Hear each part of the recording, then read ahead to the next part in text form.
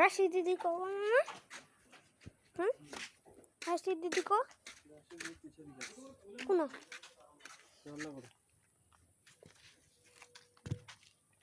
এক আর দিয়ে অল্পই উড়ান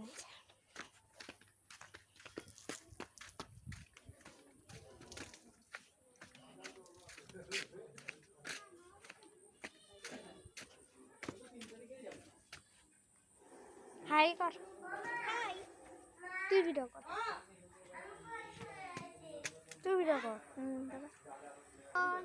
আমরা এটা খানকুনি পাতা স্টার্ট। দেখুন বন্ধুরা, এইটা হল খানকুনি পাতা।